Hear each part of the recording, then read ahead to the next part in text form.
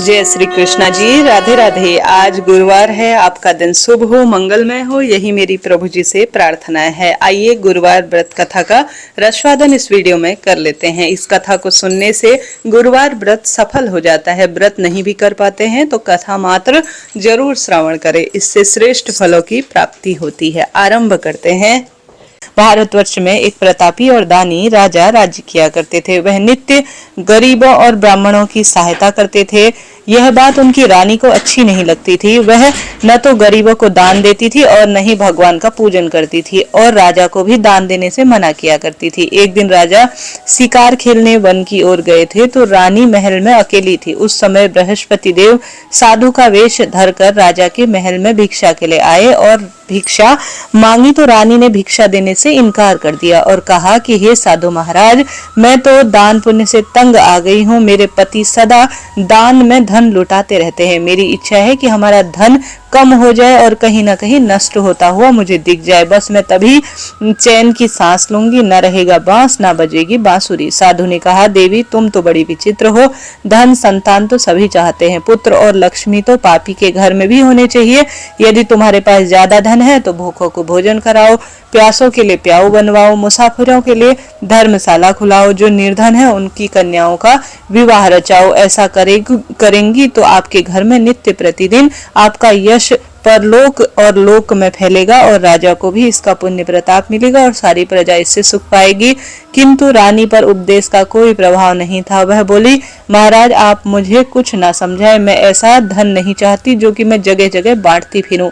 साधु ने उत्तर दिया, यदि तुम्हारी यही इच्छा है तो तथास्तु। तुम ऐसा करना कि बृहस्पतिवार को हर दिन घर लीप कर मिट्टी से अपने सर को भी धोना और साबुन शैम्पू लगाना, मिट्टी हो तो वह लगाना, घर को लीपना, पोछा लगाना, कपड़े धोना, दिन चढ़ने पर ही उठना। ऐसा करने से धीरे धीरे धन नष्ट हो जाएगा। इतना कहकर साधु महाराज अलोप हो गए। साधु के अनुसार कही हुई बातों को पूरा करते हुए रानी को केवल 3 बृहस्पतिवार ही बीते थे कि उनकी समस्त संपत्ति नष्ट हो गई। भोजन के लिए राजा का परिवार तरसने लगा। तब एक दिन राजा ने रानी को बोला कि हे रानी, तुम यहीं रहो, मैं दूसरे देश जाता हूँ, क्योंकि यहाँ पर तो मुझे कोई भी काम नहीं देंगे। मुझे सब जानते हैं, इसलिए मैं कोई छोटा कार्य यहाँ कर भी नहीं सकता। ऐसा कहकर राजा परदेश चले गए। वहाँ वह जंगल से लकड़ियां काट कर लाते, शहर में बेचते। इस तरह वह अपना जीवन यापन करने लगे।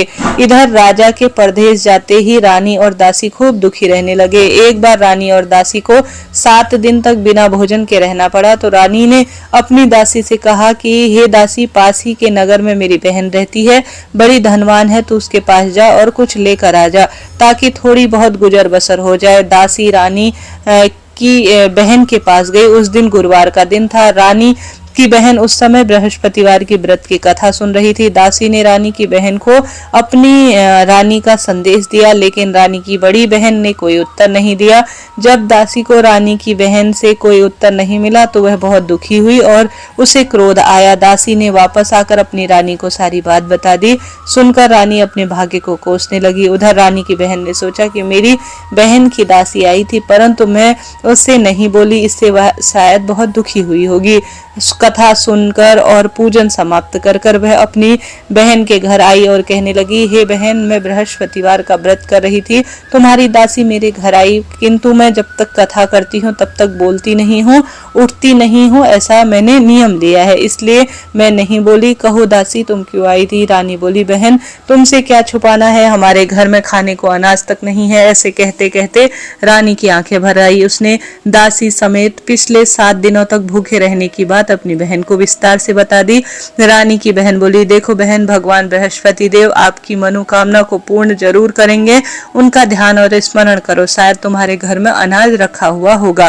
पहले तो रानी को विश्वास नहीं हुआ, परंतु अपनी बहन के आग्रह करने पर उसने अपनी दासी को अंदर भेज दिया तो सचमुच अनाज से भरा हुआ घड़ा मिल गया। वह देखकर दासी को बड़ी हैरानी हुई। दासी रानी से कहने लगी, हे रानी, जब हमको भोजन नहीं मिलता था तो हम व्रत ही तो करते थे, इसलिए क्यों ना इस व्रत की कथा सुन ली जाए और पूरी विधि पूछ ली जाए ताकि हम भी व्रत कर सके। तब रानी ने अपनी बहन से बृहस्पतिवार व्रत के बारे में पूछा। उसकी बहन ने बताया, बृहस्पतिवार के व्रत में चने की दाल और मुनक्का से भगवान विष्णु का और केले वृक्ष की जड़ का पूजन करो, दीपक जलाओ, व्रत कथा सुनो और पीला भोजन करो। इससे बृहस्पति देव प्रसन्न होंगे। व्रत के और पूजन के प्रभाव से जीवन में खुशियां लौट आएंगी। ऐसा श्रवण करते ही रानी ने और दासी ने भी व्रत करने का निश्चय किया। 7 दिन बाद जब गुरुवार आया तो रानी और दासी ने व्रत किया। घुड़साल में रखे चना और गुड़ लेकर आई। फिर उसने केले की जड़ तथा भगवान विष्णु का पूजन किया।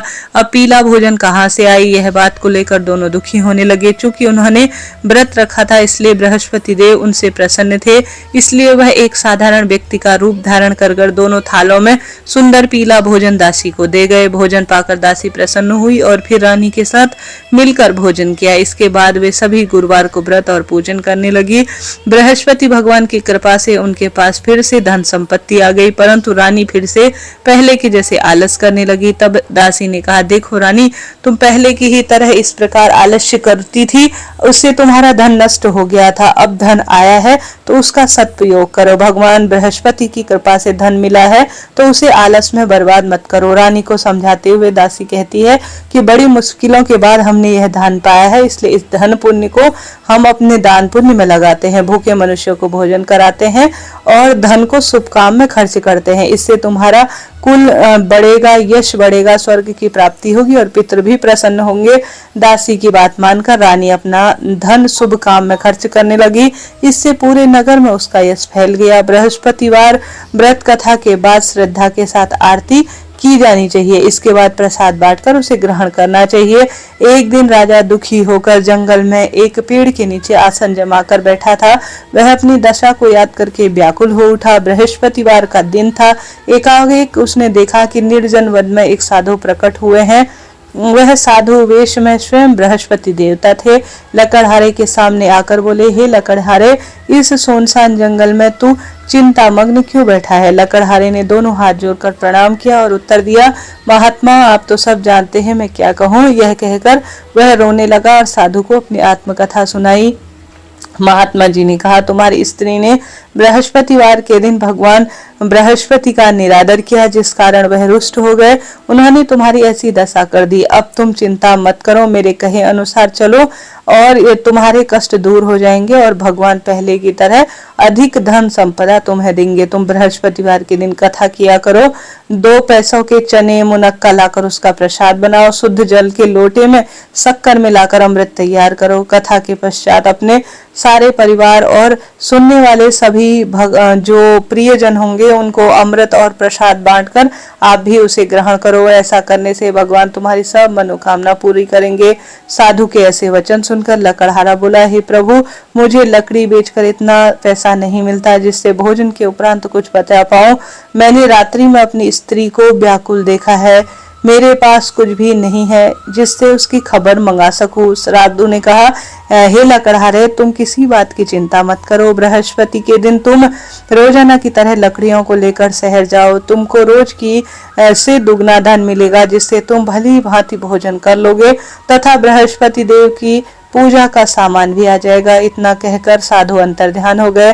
धीरे धीरे समय बीतता गया। फिर बृहस्पतिवार का दिन आया। लकड़हारा जंगल से लकड़ी काटकर किसी शहर में बेचने गया। उसे उस दिन और दिनों से अधिक धन मिला। राजा ने गुड़ चना लाकर गुरुवार का व्रत किया। उस दिन से उसके सभी कलेश दूर हो गए। परंतु जब गुरुवार दोबारा आया तो वह बृहस्पतिवार व्रत करना भूल गया। इस कारण बृहस्पति भगवान नाराज हो गए। उस दिन उस जंगल के राजा ने विशाल यज्ञ आयोजन किया था। शहर में घोषणा करवा दी थी कि कोई भी मनुष्य अपने घर में भोजन न बनाए, न आग जलाए। समस्त जनता मेरे यहाँ भोजन करेगी। इस आज्ञा को जो न मानेगा उसे फांसी की सजा होगी। इस तरह की घोषणा संपूर्ण नगर में करवा दी। राजा की आज्ञा के अनुसार शहर के सभी लोग भोजन करने के लिए आए, लेकिन लकड़हारा कुछ देर से पहुंचा, इसलिए राजा उसको अपने साथ अपने घर के अंदर ले गया और उसे भोजन करा ही रहा था कि रानी की दृष्टि उस खूंटी पर पड़ी जिस पर उसका हार लटका हुआ था। वह वहां पर दिखाई नहीं दे रहा था। रानी ने निश्चय किया कि मेरा हार इस मनुष्य ने चुराया है। उसी समय सिपाहियों ने उसको बुलाकर उसको कारागार में डाल दिया। जब लकड़हारा कारागार में पड़ा था और बहुत दुखी होकर मन में विचार करने लगा कि जाने कौन से पूर्व जन्म में कर्म किए हैं जो खूब दुख मिल रहा है। और उसी समय उन साधु महात्मा को याद करने लगा जो जंगल में मिले थे। उसी समय तत्काल बृहस्पति देव साधु के रूप में प्रकट हुए और उसकी दशा को देखकर कहने लगे, अरे मूर्ख, तूने बृहस्पति देव की कथा नहीं करी, इस कारण तुझे दुख हुआ है। अब चिंता मत कर, बृहस्पतिवार के दिन कारागार के दरवाजे पर 4 पैसे पड़े मिलेंगे, उससे तू बृहस्पति देव की पूजा करना, तेरे सभी कष्ट दूर हो जाएंगे। बृहस्पतिवार के दिन 4 पैसे पड़े मिले। लकड़हारे ने कथा कही। उसी रात्रि को बृहस्पति देव ने उस नगर के राजा को स्वप्न में कहा कि उस आदमी को छोड़ दे जो कारागार में बंद है, वह निर्दोष है, वह राजा है, उसे छोड़ दे। रानी का हार उसी खुटी पर लटका है, अगर तू ऐसा नहीं करेगा तो तेरा राज्य नष्ट हो जाएगा। इस तरह रात्रि के स्वप्न को देखकर राजा प्रातःकाल उठा, खुटी पर हार देखकर लकड़हारे को बुलाया, क्षमा मांगी और लकड़हारे को योग्य सुंदर वस्त्र आभूषण देकर विदा किया। बृहस्पति देव की आज्ञा अनुसार लकड़हारा अपने नगर की ओर चल गया। राजा जब अपने नगर के निकट पहुंचा तो उसे बड़ा आश्चर्य हुआ। नगर में पहले से अधिक तालाब, कुएं, बहुत सारी धर्मशालाएं इत्यादि बना दी गई हैं। राजा ने पूछा कि किसका बाग और यह किसकी धर्मशाला है। तब नगर के लोग कहने लगे, यह सब रानी और बांदी के हैं। तो उस राजा को बड़ा आश्चर्य हुआ और गुस्सा भी आया। जब रानी को यह खबर पहुंची कि राजा आ रहे हैं तो उन्होंने अपनी बांदी से कहा, दासी देख, राजा हमको कितनी बुरी अवस्था में छोड़कर गए थे, हमारी ऐसी दशा देखकर न जाने वह क्या सोचेंगे, इसलिए तू दरवाजे पर खड़ी हो जा। आज्ञा अनुसार दरवाजे पर दासी खड़ी हो गई। राजा आए और उन्हें अपने साथ दासी अंदर लाई। तब राजा ने क्रोध करके अपनी रानी से पूछा कि यह धन तुम्हें कैसे मिला है। तब उसने कहा, हमें यह सब धन बृहस्पति देव के इस व्रत के प्रभाव से हुआ है। राजा ने निश्चय किया कि 7 रोज बाद तो सभी बृहस्पतिवार का पूजन करते हैं, किंतु मैं प्रतिदिन दिन में 3 बार कहानी कहूंगा तथा रोज व्रत करूंगा। अब हर समय राजा के दुपट्टे में चने की दाल बंधी रहती और वह दिन में 2-3 बार कथा कहता। एक रोज राजा ने विचार किया कि चलो अपनी बहन के यहाँ हो आते हैं। इस तरह निश्चय कर राजा घोड़े पर सवार हुआ और अपनी बहन के यहाँ चला गया। मार्ग में उसने देखा कुछ लोग एक मुर्दे को लेकर जा रहे हैं। उसने कहा कि रुको भाइयों, मेरी बृहस्पतिवार की कथा सुन लो। वह बोले, हमारा तो आदमी मर गया है, इसे अपनी कथा की पड़ी है। किंतु कुछ आदमी बोले, अच्छा कहो तुम अपनी कथा। राजा ने दाल निकाली और आधा कथा हुई कि मुर्दा हिलने लगा और कथा समाप्त होते तो राम राम कहकर खड़ा हो गया। आगे मार्ग में एक किसान खेत में हल जोत रहा था। राजा ने उससे कहा और बोला, अरे भैया, मेरी बृहस्पतिवार की कथा सुन लो। किसान बोला, जब तक तेरी कथा सुनूंगा तब तक तो 4 हल जोत लूंगा, जा अपनी कथा किसी और को सुना। ऐसा कहकर राजा आगे चल गया। राजा के हटते ही बैल पछाड़ खाकर गिर गए और किसान के पेट में बड़ी जोर से दर्द होने लगा। उसी समय उसकी माँ रोटी लेकर आई। उसने जब देखा उसका पुत्र बहुत बुरी अवस्था में है तो उसने अपने बेटे से कहा। तो बुढ़िया दौड़ी दौड़ी उस घुड़सवार के पास गई और बोली कि मैं तेरी कथा सुनूंगी, तू अपना कथा मेरे खेत में चलकर कहना। राजा ने बुढ़िया के खेत पर जाकर कथा कही, जिसे सुनते ही बैल खड़े हो गए और किसान के पेट का दर्द भी ठीक हो गया। राजा अपनी बहन के घर पहुंचा। बहन ने भाई की खूब मेहमान नवाजी की। दूसरी रोज प्रातःकाल राजा जगा तो सब लोग भोजन कर रहे थे। राजा ने अपनी बहन से कहा, ऐसा कोई मनुष्य है जिसने भोजन नहीं किया है और मेरी बृहस्पतिवार की कथा सुन ले। बहन बोली, भैया यह देश तो ऐसा है कि पहले भोजन कर लेते हैं, उसके बाद और काम करते हैं, और कोई आसपास पड़ोस में है तो मैं देख आती हूँ। ऐसा कहकर वह देखने चली गई, परंतु उसे कोई ऐसा व्यक्ति दिखा नहीं जिसने भोजन न किया हो। अतः वह एक कुम्हार के घर गई, जहाँ उसका लड़का कुम्हार का बहुत दिन से बीमार था। उसे मालूम हुआ कि यहाँ पर 2-3 दिन से लोगों ने भोजन नहीं किया है। रानी ने अपने भाई से कहा कि कथा कुम्हार के घर जाकर सुना दो, तो वह तैयार हो गया। राजा ने जाकर बृहस्पतिवार की कथा कही, जिसको सुनकर उसका लड़का ठीक हो गया। अब तो राजा की प्रशंसा होने लगी। एक रोज राजा ने अपनी बहन से कहा कि बहन, हम अपने घर को जाएंगे, तुम भी तैयार हो जाओ। राजा की बहन ने अपनी सास से कहा।